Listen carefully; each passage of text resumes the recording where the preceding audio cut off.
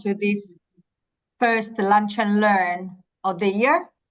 Hopefully you have your cup of tea or coffee or lunch, if it's the right time, and you are all ready to enjoy the next 45 minutes. I'm Alessandra Alonso, by the way. If we haven't met, most of you we will have met, but there's a few of you I can see now joining us from afar, and you are all very welcome. So let me just say that we are delighted today to welcome one of our sort of most loyal allies, Andrew Hunt. They are all loyal, I shouldn't have said that, but Andrew has been with us now for a couple of years, and he has been a pillar of our sort of program, and I'm delighted to have him with us. He's going to talk to you for a little bit about his life experience and about, I guess, his career trajectory and some of the lessons learned. And I guess that there will be some time for Q&A, and that there will be sort of an opportunity for you also in the chat if you wanted to say hello and to introduce yourself and to put question there. So we're going to try and moderate that too. For me, there's a nice group. There's 23 of us so far, and possibly more joining. So again, welcome everyone. If you want to turn your camera on, you are very welcome as well, because I know the speaker like to talk to people rather than black square. And but obviously it's up to you. Andrew, I'm going to now zip and leave you to it. I've got my tea and I'm going to enjoy this. Brilliant. Thanks very much, and thank you for that very generous introduction. Nice to be described like that. Yeah, I'm going to be talking today using mainly examples from my career, some of which paint me in a good light, some of which definitely don't, to sort of talk about, I guess, career progression. And career progression from a personal point of view, if you want to progress your career, from a career progression of certainly things that I look for in people who I've recruited over the years, what I value, and also I think skills that are pretty useful if you do ever want to set up your own business. Hay personas ahí que no tienen su cámara encendida. Just to remind you to mute your microphone just in case. Get the slideshow. Yeah. I'm looking. Wella, will you mute your microphone, please? It's in the well. So I must put my watch. Thank you. Cool. Yeah, can we go the slideshow, the first slide up, if that's all right. There. Is it not happening for any reason? No, so I'm getting there. I was just distracted by muting and stuff. Okay, so great. Bear with.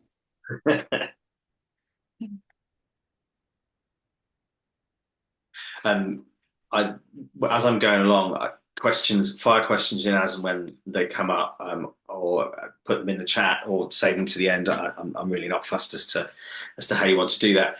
But yeah, so this is me. I'm Andrew Hunt. I'm the founder and CEO of Holiday Architects, which is part of the Inquisitive Traveller Group. I sit on the board of that, and the Inquisitive Traveller Group is us and Experienced Travel Group.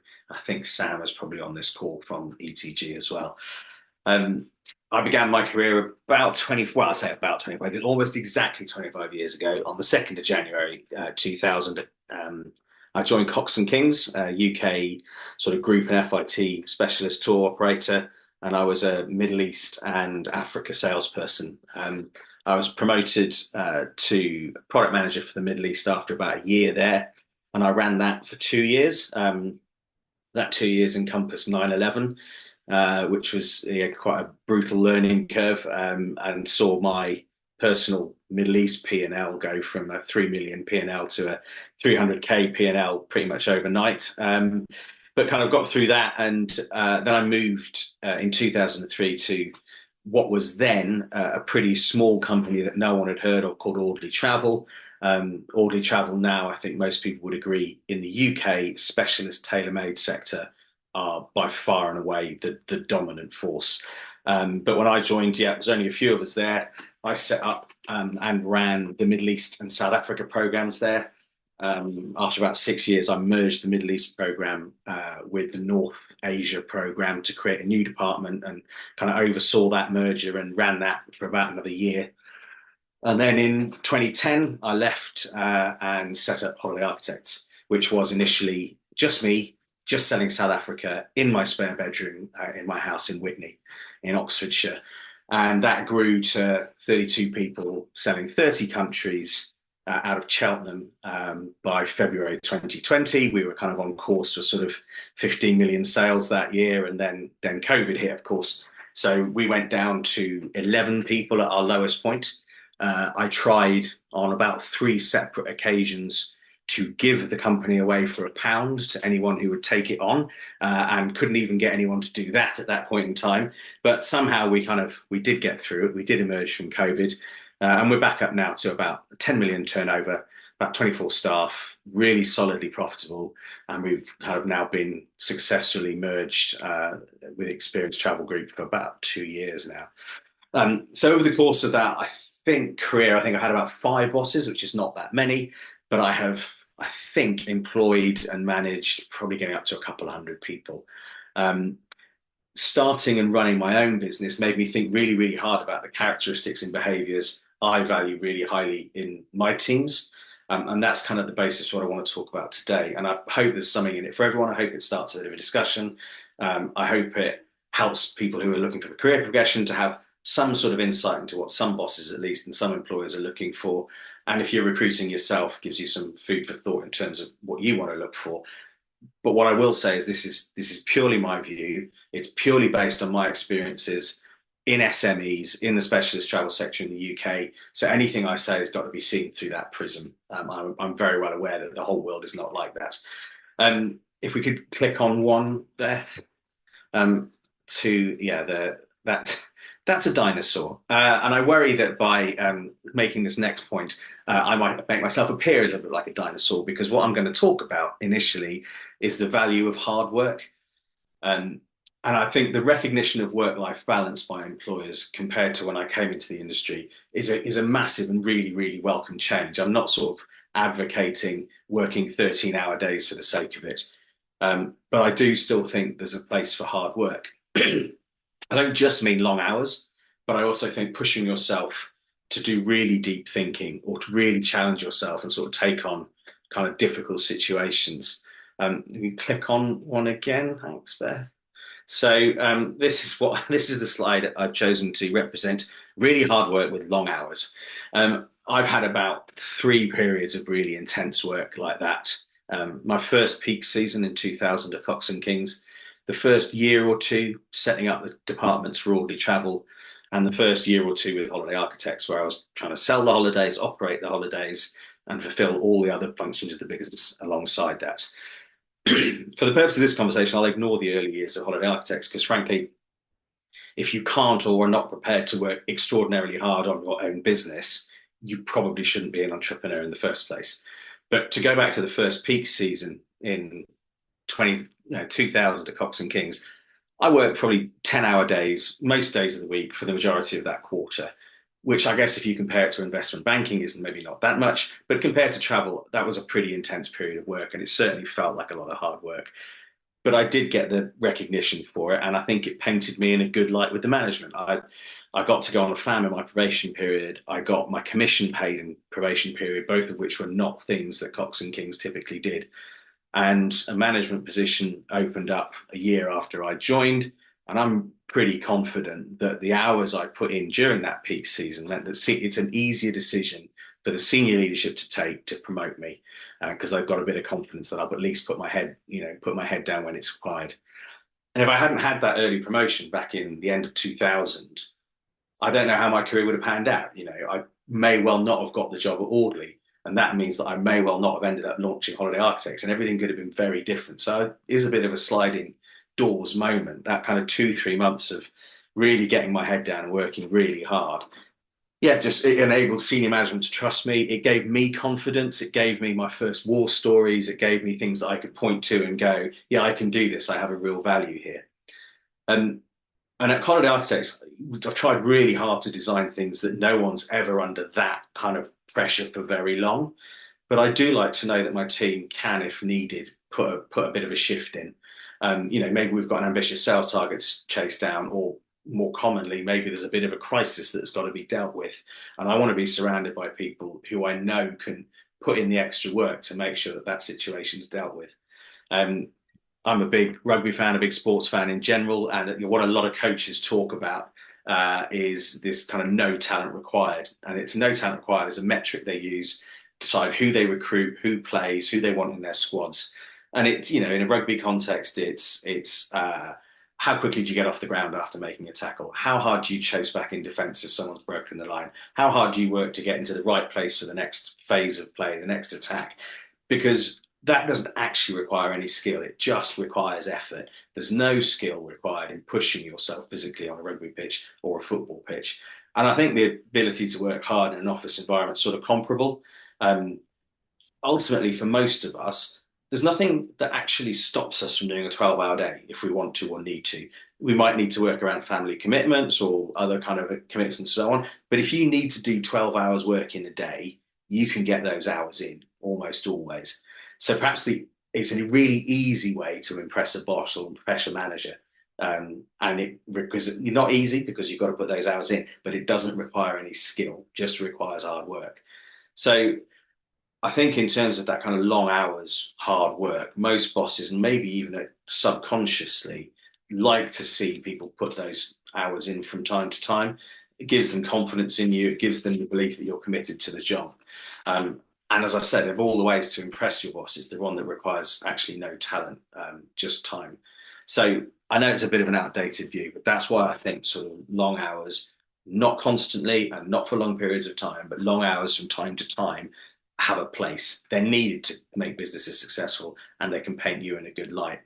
And then on to the final one on here. Yeah, that's the one. So this is the deep thinking that I was talking about. I think it involves deep thinking, difficult decisions, confronting difficult situations. And my confession in this regard is that I'm pretty guilty of coasting from time to time. My ability to take my foot off the gas kind of outweighs actually my ability to work long hours. And sort of parallel to this, in the first half of my career, I was actually a pretty terrible boss because I kind of lacked empathy and just expected people to do exactly what I told them, was kind of surprised when they didn't. And that all came to a head after a few years at Audley, my last job, because I thought everything was going brilliantly. I built 2 very successful departments. I thought the directors were good mates of mine, and I thought I had a really bright future there. But in the space of a couple of months, the whole lot came crashing down. One of my departments kind of fell apart because of personality clashes and because I just did not have the management technique to deal with it, and basically contributed to that collapse. And the directors kind of made it very clear to me that I was pretty much the weakest link in the department heads, and that my career was kind of hanging by a thread. In a way, I was very lucky because as that was happening, we'd just started a year-long management training course that the company was putting on. And I'd also met the woman who's now my wife at that time. And she told me pretty unequivocally that if I didn't grow up and develop a bit of emotional maturity pretty quickly, she was going to leave. So I had quite a lot of incentive to change. I kind of threw myself wholeheartedly into the management course. I spent a few months seeing a therapist, and kind of came out the other side with my relationship intact, thankfully, and with my kind of abilities as a manager really significantly enhanced. And I think by the time I left Audley about a year later, my reputation had been pretty much rehabilitated. And without making all those changes, I don't think I'd have my company now. I don't think I'd have my family now. So they were really, really important changes to make. But the point is they weren't fun. I had to face up to my shortcomings, which I'm not good at, and I think most people are not good at. And I had to I had to basically rip up assumptions and habits that I'd spent 35 years building. And that is really, really hard, really, really emotional work. So it's a pretty extreme example, I guess. But there will be points in anyone's career where your weaknesses get exposed. And I think recognizing those times.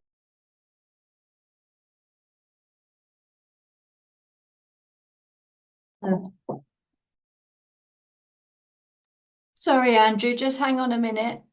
Kelly, can you mute yourself, please?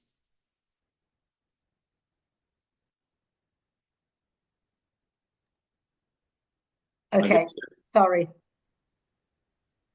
Go ahead. Yeah. So yeah, I was just to say, the intrinsic value of knowing you've kind of made yourself a better person is great, but also bosses are going to notice this. Interviewers will be impressed if you can reference it. And like in our interview process, I speak to prospective employees for about 40 minutes. And the whole thing, I'm trying to understand people's character in that 40 minutes. And one of the big things I look for is evidence that they can change, that they have changed, and that when faced with difficult situations, their instinctive reactions to go, what can I do to fix this? What do I, you know, I'm not looking externally for excuses. I'm looking internally for ways I can resolve this issue. And people who have been through processes like that, you know, sit very, very high in my estimation. Next slide, if that's all right. This is my solutions, not problems slide. So to go along with my dinosaur comment about long hours, sort of saying I like solutions, not problems is equally controversial, because I Googled this in preparation for today, and the first 6 of the first 10 links were to articles basically calling out solutions, not problems, as a flawed management concept and technique. And despite that, solutions, not problems is one of the Holiday Architects' values. What I try and explain to everyone when they start is it's not about being expected to solve every single solution and never raising it with managers or having a solution in hand. But what I do want to look for, and the reason that I kind of structure it like that, is I want people to at least thought about the problem before they bring it to a manager. And as a sort of extreme example to make a point, if you imagine you're running a small team and a team member appears by the side of your desk and says, the printer's not working, but that's not very helpful, that's not very valuable. I think what you'd definitely rather have is if someone comes and says, look, I think the printer's out of ink, but I've not got a clue how to replace the cartridge. That's a much better kind of way of approaching that. It suggests to the manager that, okay, there is a problem, I've thought about it, I'm prepared to learn how to do it, I just don't know how to do it now. So that's sort of what I mean by solutions, not problems. Again, controversial statement, and I'm not reaching for my violin here, but management is difficult, particularly I think mid-management is really, really difficult. No decision's ever made in a vacuum, and managers are juggling like a whole ton of different priorities when they're doing their jobs. And what I want to do by asking people to think about solutions is to understand the whole context in which any kind of decision is made or any issue is resolved. Internally at Holiday Architects, we tried this with our fan trip policy. What we did is we invited people to submit fan trip requests. There had to be a detailed brief as to why they needed the fan and what the business benefit was. And it had to be scored against a kind of list of business priorities they'd been given. And then we had a volunteer non-management committee who decided which fans could go ahead and which didn't. And the whole purpose was I wanted people who were not in management positions to have to think about what's the business context here? Why are we making that decision? And admittedly, the experiment didn't work in the end. We ran out of volunteers for that committee, I think because they all found it really, really difficult to make those decisions about which fans get approved and which don't. But in a way, it was a real success, because most people in the business now, because they've been pushed to think about this problem from a kind of different perspective, now know how complicated it is. And I hope they have kind of some empathy for the managers who are making these decisions and some sort of understanding of the context that the decisions are made in. So this isn't about making managers' lives easy. That's not the point here. But I think as far as career progression goes, if you can demonstrate to your boss that you're at least trying to think of solutions to problems you have, they're really going to appreciate that. It tells them that you're aware of the context of the decisions and that your ultimate aim is presumably to learn and improve yourself and fix it for yourself next time. And if you can drop examples of having done that into an interview, it sends the same message to a prospective employer. And then next slide. This is, I found it was tricky to find an image that conveyed this, but what I'm talking about is being holistic and not parochial. It's kind of an extension of solutions, not problems. I think managers, with very few exceptions, are not bad people, and they're not making decisions on a personal basis. They're simply trying to do what's best for their team or their department, and they have got managers on top of them in turn who are expecting them to do this in a way that best benefits the organization. I think if you can recognize that, behave accordingly, you're going to go up in boss's estimation. It shows that you've got the mindset and kind of full company view that would suit being promoted into a leadership position. Fairly early in my career, I was part of a management team that had a bunch of kind of regional heads, and we were all very young, all in our 20s. We were all very self-confident and very opinionated. A good friend of mine, who now a good friend, was our manager at the time, and he said we were an absolute nightmare to sort of have round that table. But there was a split round that table between, there was a couple of us who understood the importance of the business view, not our end department view. There were a couple that were sort of borderline, and there were a couple that were ferociously parochial, who defended their department and their way of doing things to the nth degree. And if they felt that a new process or a new bit of marketing didn't work for them and their teams, they went on the warpath and actually quite often just frankly ignored a central edict to do things in a certain way. So in the short term, that was actually brilliant for their teams.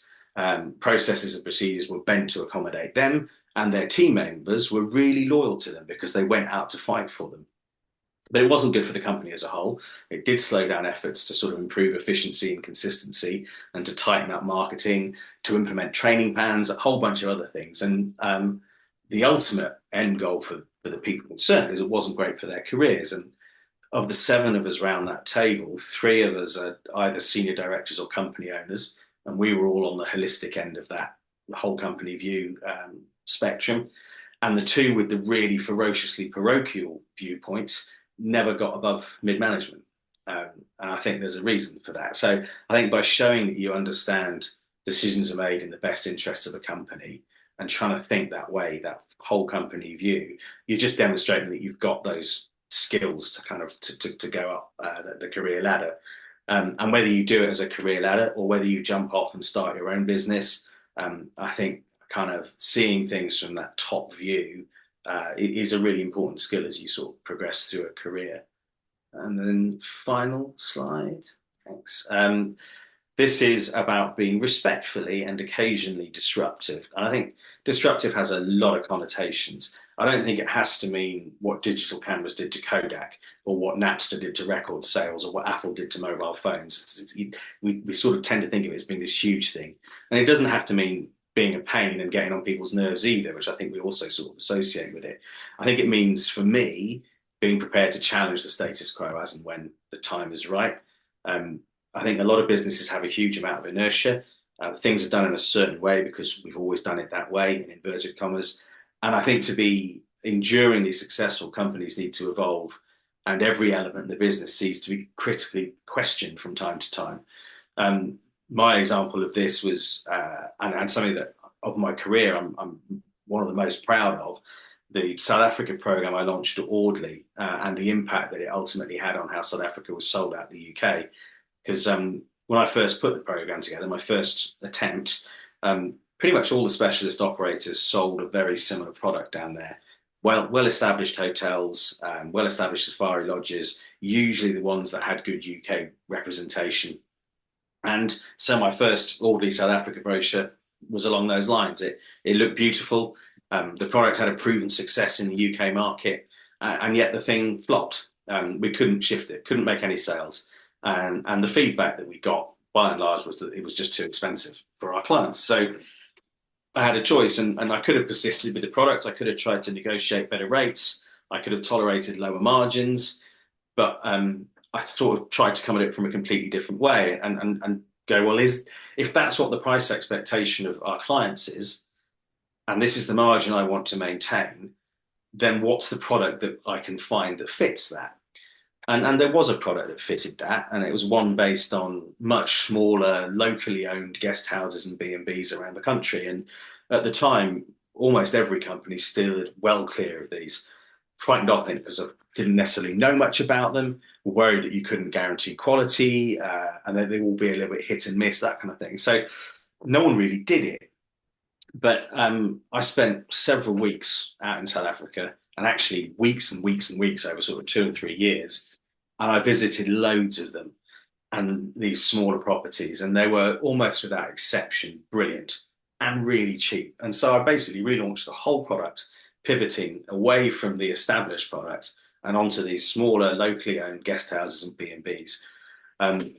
I wasn't the first in the UK that did that. There were probably 2 or 3 other operators who were already doing it when I did that. But because Audley grew so rapidly at the time, we were certainly the first UK company to do those products in that kind of volume, and to prove that you could do it in that kind of volume without kind of a compromise on quality or on health and safety. And those properties now will feature in most South Africa operator portfolios. And I can say with some confidence, you know, I played a major part in that particular shift in that particular market. And that brought me a certain amount of respect and recognition within the South African travel industry. So when I set up on my own selling South Africa, I at least had some track record and some kind of familiarity with the suppliers and respect from the suppliers that kind of enabled me to launch on my own. Now, opportunities to disrupt like that, I think probably come up a couple of times in a career, but there are multiple opportunities to disrupt on a smaller scale and internally. And I think the trick is kind of knowing which ones to go for and how to suggest them, because those factors are going to impact how bosses and employers see you, and ultimately how successful you'll be in getting those changes across the line. I think someone who is constantly advocating for change becomes quite difficult as a manager. Even with the best will in the world, any organization is limited in the frequency that it can and wants to make changes, and you have to work with that. Thinking about, you know, what the kind of understanding that, and then thinking about what the business really needs, you kind of pitch your disruptive ideas in that intersection, and I think that's where you get the traction. Also, nobody likes being told they're wrong, and in a way, when you're telling someone, I don't think this process works, I think we should do that, there's an element of implied criticism in that. So you've got to be mindful of that. The people that I've surrounded myself with are by and large very, very good at this. Helen, who's my sales manager, is an absolute master. And she and I actually think very, very differently about a lot of things, but her ideas are always really well thought through. They're really well presented and argued, and they've always got merit.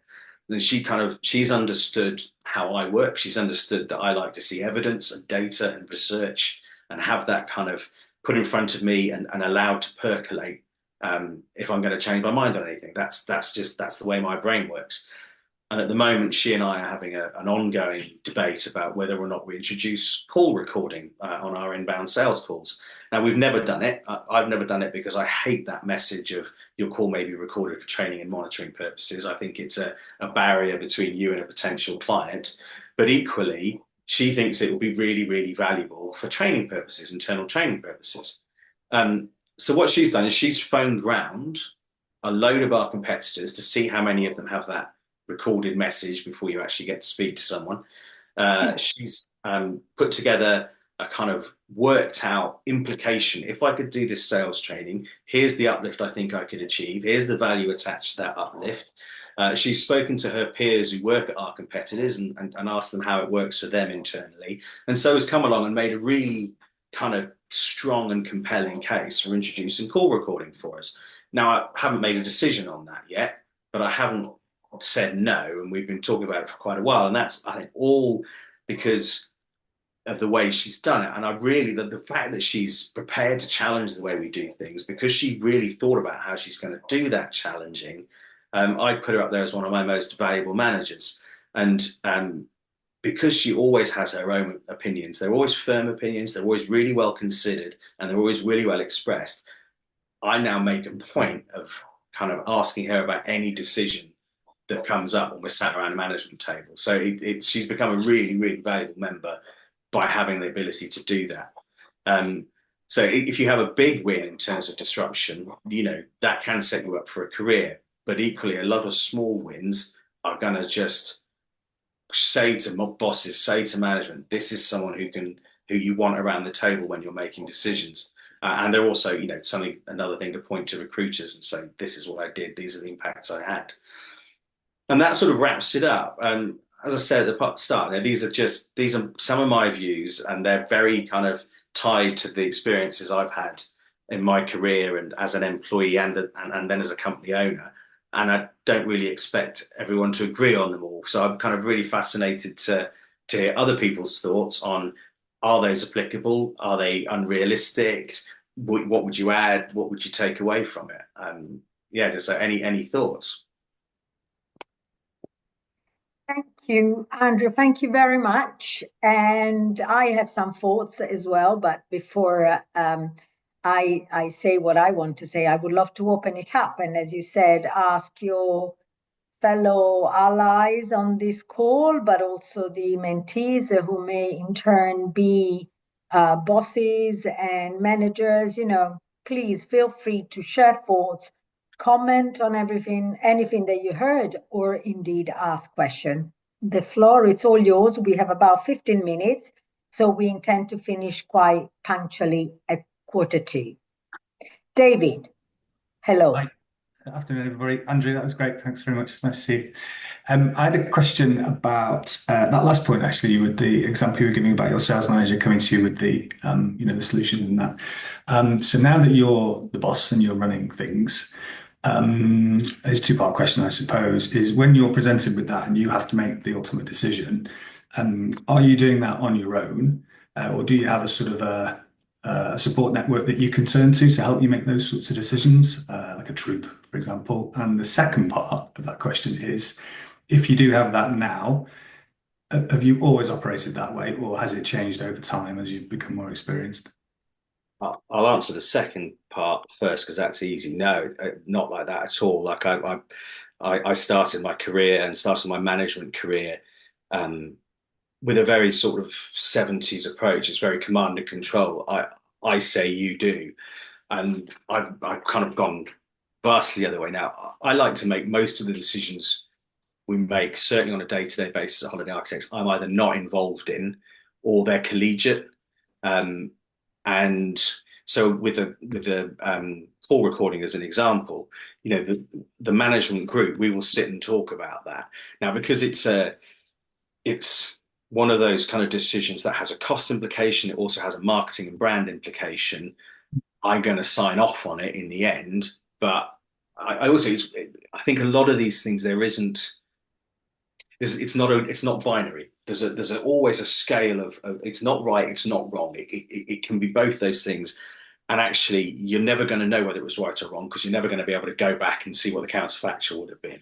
So I've got much more relaxed, actually, particularly on the day-to-day operational side of not being involved in decisions, or quite often going with a decision that is not a decision I would have taken on my own, but you sit around the management table and you know, you can see that that actually either there isn't a really clear right or wrong. And in the case where there's not a really clear right or wrong, if someone of my team have brought a decision to me or brought an initiative to me, and I can say, yes, go away and do that, the benefit it has in terms of developing their confidence, their loyalty to the business, their engagement with what we're trying to do, I think outweighs me thinking, well, I wouldn't have done it that way, I'd have done it the other way. It took me a long time. I still have it a little bit with Holiday Architects, but I've got a lot better. You know, it's my baby. And for the first however many years, it was exactly as I wanted it, because there was no management, it was just me. And so everything was my decision. And now if I step back and look at like the whole thing from the first time we put an advert out until we do a post-trip call when someone gets back, I think there's a ton of things in there where I go, I wouldn't have done it that way, I wouldn't have done it that way. But you know what? It works really well. And so I'll just sit back and kind of, yeah, I think in a way it's a nice position to be in, right? And to be able to have a management team that you can go, yeah, I trust you guys, off you go. Does that answer that? Yeah, absolutely. Thank you. Yeah. We have a question in the chat, Andrew, so I'm going to read it. Sure. From Meg that says, thank you so much, Andrew. I've not been in a managerial position before. One of my fears, in quotation mark, about becoming a manager is how I will let go of the day-to-day tasks that I love and know I'm good at, and learn to delegate, trusting in others. Do you have any advice on this? And Meg is currently in the product team at Audley. Delegation is one of the most brilliant things in the world. And for me, and I can't speak for anyone else, for me, learning to delegate was as much about managing my own ego as anything else. And the thought that, well, there's two things. Like, one, I know best, and therefore I want to do things in the way that I want them done. And two, if there's any credit accrues, I quite like that to accrue to me. Thank you very much. And I think sort of dropping that, and as I said in the last answer, having that kind of confidence to let other people take that decision means that the work goes off your desk. And actually, the way these things work, if you're managing someone and they do something brilliant, well, that you're going to have reflected glory, because that's going to mean your department is working more effectively, your team is more engaged. So in terms of how to do it, I don't know, but my absolute advice would be that delegation is maybe the most important management tool there is.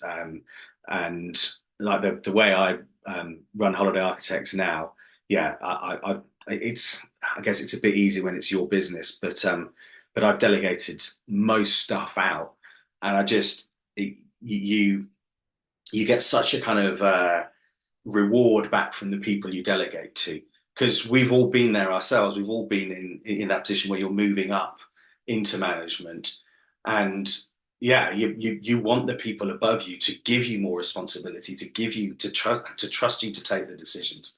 And so if you get that, your loyalty to them and to the business grows. And so when you flip that, if you're in the position of being able to delegate, you're going to get that kind of reward from the person you delegate to. So yeah, I would just commit to it.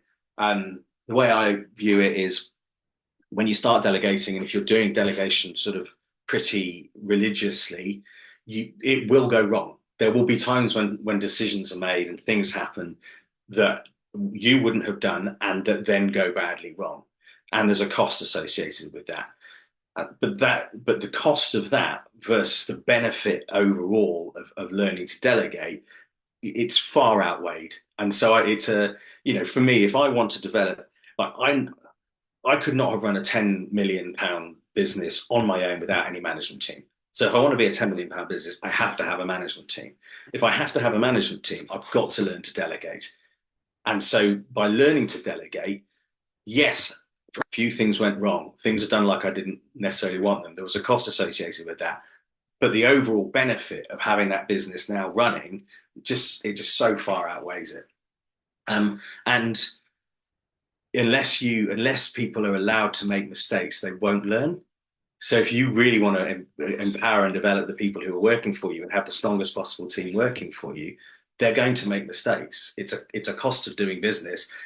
All of us who are in senior management positions, and hopefully I've illustrated that today, have made plenty of mistakes through our career. And the next generation of managers will have made plenty of mistakes in their careers on the way up. And that's a feature of delegation, but I would not be put off by it. It's when done well, it will transform your job. Thanks, Andrew. Beth? Can I ask a question? I'm next, Stephen. Oh, sorry. Get out of the way.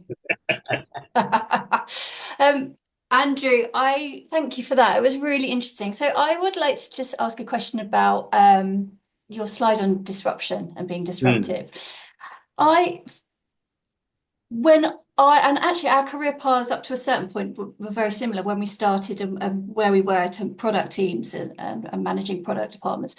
I started at a new company and was I was challenging some of the things, because that's why I've been brought in to, as a new manager, and to been told with my experience, and that's what I had, And shortly after, I was pulled aside and told I had an attitude problem. And it was put in my performance appraisal that I had, attitude was something I need to work on. And I still very obviously remember that a lot. And no matter how many times I'm told I'm doing a good job these days, I still come back to being told by a male boss that I had an attitude problem. And I do wonder if I'd have been told that if I was a man.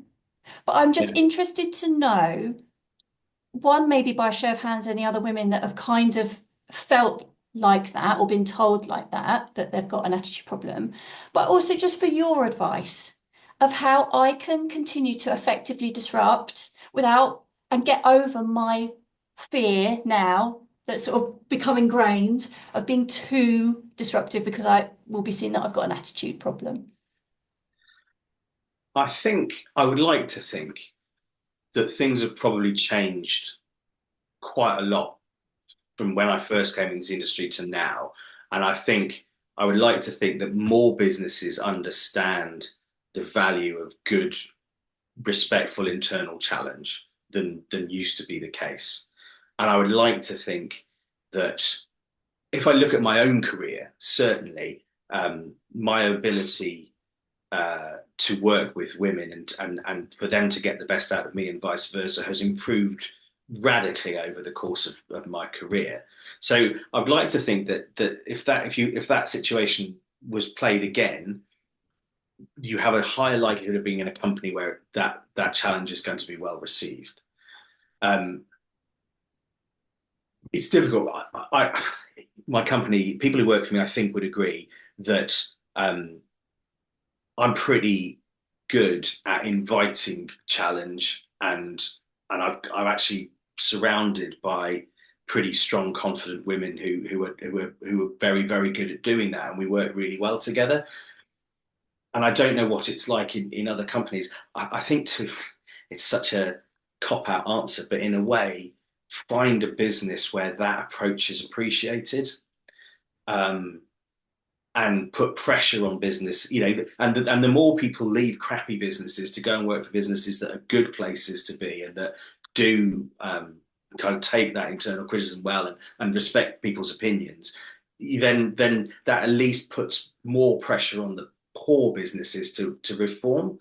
So other than that, as I say, so in that example I used, Helen's real skill, and actually all of the managers who work for me, we've had a good enough, honest enough, long enough relationship now that they know how I work. They know the way my brain works, rightly or wrongly. And so they've understood, right, if we need to get Andy on side, this is how we present the information. This is how we ask him the question. And I think that's probably general for anyone. It's like understand the way that you're, and it goes for any situation, doesn't it? Anything where you're asking or putting something in front of someone and you're asking them to change their mind, you've got to understand how their brain works, or try and understand it so you can present it in a way that kind of speaks to them. So yeah, I don't know. I say I hope things are better. I hope that situation wouldn't be repeated now.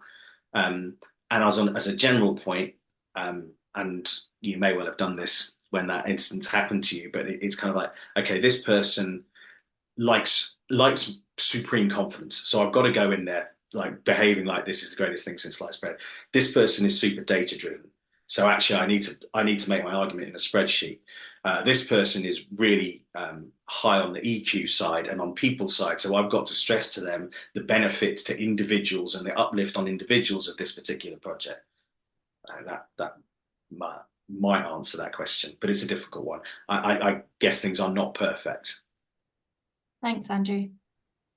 Thank you, Andrew. It is 1:45, so I know that Stephen, you had a question, but I do feel that we got to be sort of precise with our timing because everybody's at work and taking time off.